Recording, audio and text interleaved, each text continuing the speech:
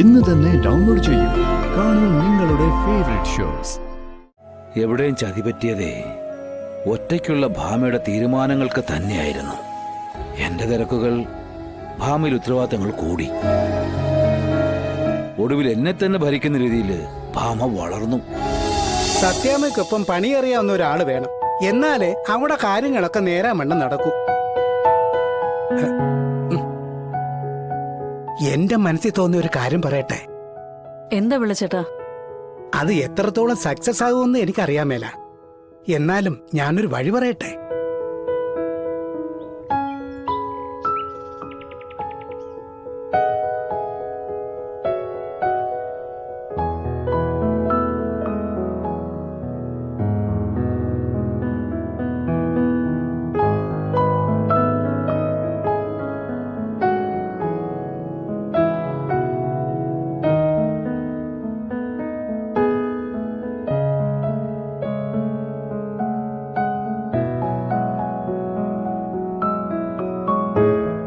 പിള്ളേ, എല്ലാവരെയും പോലെ എനിക്കൊരാഗ്രഹം ഉണ്ടായിരുന്നു.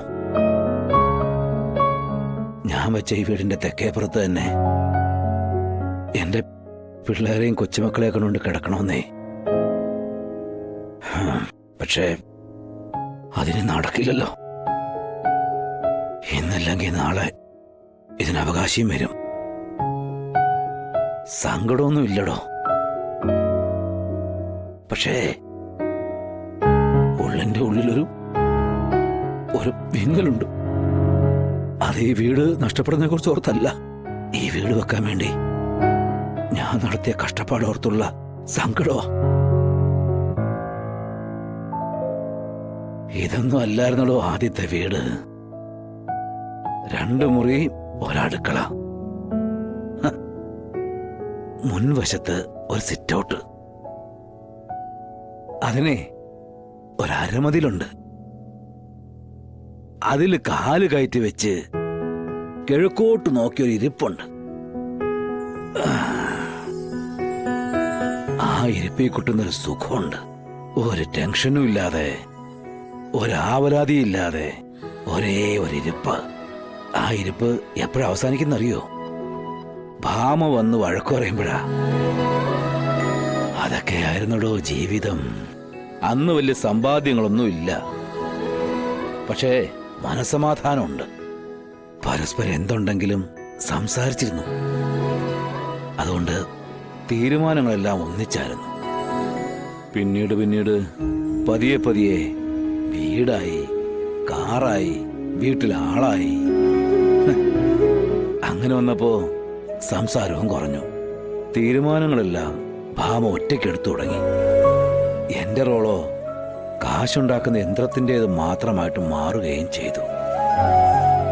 എവിടെയും ചതിപറ്റിയതേ ഒറ്റയ്ക്കുള്ള ഭാമയുടെ തീരുമാനങ്ങൾക്ക് തന്നെയായിരുന്നു.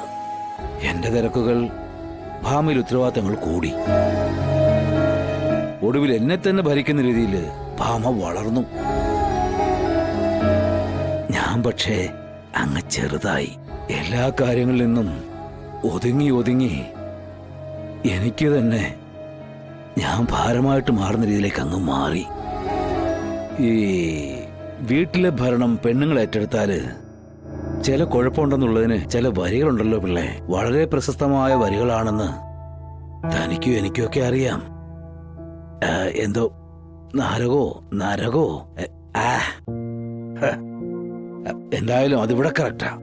നാര് വരിച്ചിടം നാരകം നട്ടടം, രണ്ടും മുടിയോന്നാ. അത് തന്നെയാടോ എന്റെ ജീവിതത്തിലും സംഭവിച്ചത്. കൈവിട്ടുപോയ ജീവിതം കയ്യെത്തി പിടിക്കാനായിട്ട് ശ്രമിച്ചപ്പോ കഴിക്കാനൊക്കെ ഇല്ലാതെ. പിന്നെ പോകുന്ന പോലെ അങ്ങോട്ട് പോട്ടെ എന്ന് ഞാനും അങ്ങ് വിചാരിച്ചു. ആ പോക്കാണെങ്കിലോ എല്ലാം കൊണ്ടങ്ങ് പോവുകയും ചെയ്തു. എല്ലാത്തിനും ഒരു യോഗം വേണം പിള്ളേ. യോഗമില്ലാത്തവൻ ഇതുപോലെ ഇരുന്ന് പഴയ കഥകളൊക്കെ ഓർത്തു പറഞ്ഞോണ്ട് അങ്ങനെ ഇരിക്കത്തേ ഉള്ളൂ. ചിലപ്പോ ദൈവം ഇങ്ങനെ സാറേ ചുമ്മാ അങ്ങനെ വേദനിപ്പിക്കും. നമുക്കൊക്കെ പരിഹരിക്കാവുന്ന പ്രശ്നങ്ങളായിരിക്കും. എന്നാലും അതിനൊരു അവസരം തരില്ല.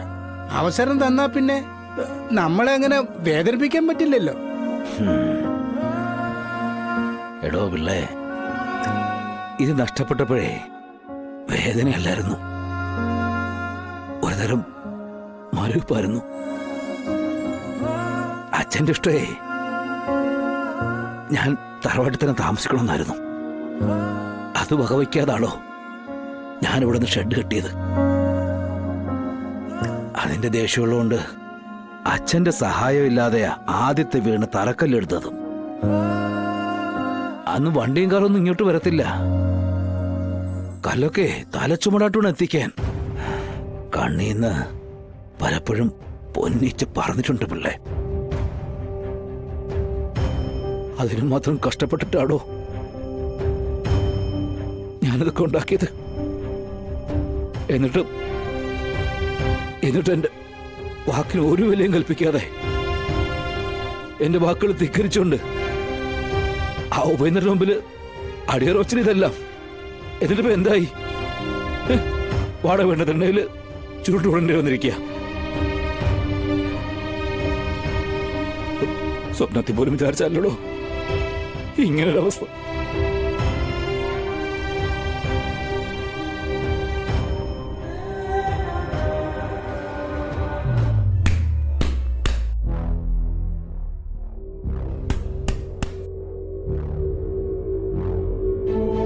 ആശാനെ,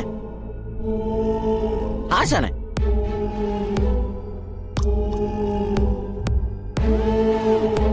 ആശാനെ, ആ തങ്കച്ചനെ 1-2 പ്രാവശ്യം വിളിച്ചിട്ടുണ്ടായിരുന്നു, ഞാൻ എടുത്തില്ല.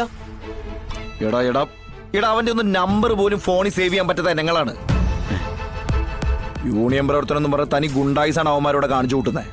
നമ്മുടെ അടുത്ത് മാത്രമാണ് അത് എടുക്കാൻ പറ്റാതിരിക്കണേ. അവന്റെ ഒക്കെ അതിൻ്റെ ഒരു കുത്തൽ അവന്മാർക്കുണ്ട്. പിന്നെ എന്നെ ഇടയ്ക്കിടയ്ക്ക് വിളിക്കും. പിണക്കണ്ടല്ലോ എന്ന് കരുതി ചിലപ്പോൾ ഞാൻ എടുക്കാറുണ്ട്. പറയുന്നത് മുഴുവൻ കാശുണ്ടാക്കുന്ന കാര്യങ്ങളാ. ആശാനൊന്ന് കാണാനിരിക്കണമെന്ന് അവര് പറഞ്ഞേ. നല്ല ഇട്ടി കിട്ടാത്തന്റെ സൂക്കട്ടാണ് അവന്മാർക്ക്. ഇടയ്ക്കിടയ്ക്ക് മരുന്ന് പോലെ അവന്മാർക്ക് കിട്ടിക്കൊണ്ടിരിക്കണം. അത് ഞാൻ കൊടുത്തോളാം. എടാ നീ വേഗം കയറ്, അരമണിക്കൂർ ഞാൻ സുബേർക്ക് വിളിക്കും. ഇടാ നമുക്ക് അങ്ങ് തോട്ടത്തിമല എത്തേണ്ടതാ. ചരക്ക് അവിടെ നിന്നാണ് മറന്നാ. എന്നാ വേഗം കയറ്, വാ.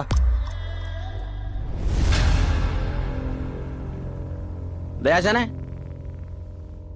വീണ്ടും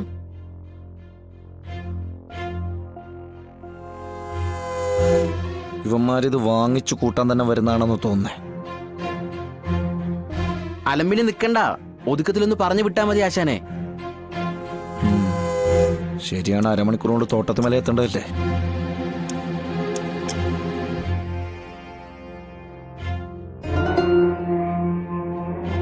ആശാനെ, ആശാന്റെ ഒരു സഹായം എനിക്ക് വേണം.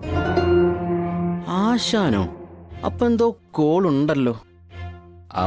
അപ്പൊ ആശാനെ, ഈ സഹായം എന്ന് പറഞ്ഞ അതെ. അതെ, ഞങ്ങൾ അത്യാവശ്യമായിട്ട് ഒരു ഓട്ടം പോവായിരുന്നു കേട്ടാ. ഒരു 2 മിനിറ്റ് മതി, അതിനുള്ളിൽ കാര്യം പറയാം. നടത്താൻ പറ്റുന്നതാണെങ്കിൽ നടത്താം, ഇല്ലെങ്കിൽ വിട്ടേക്ക്.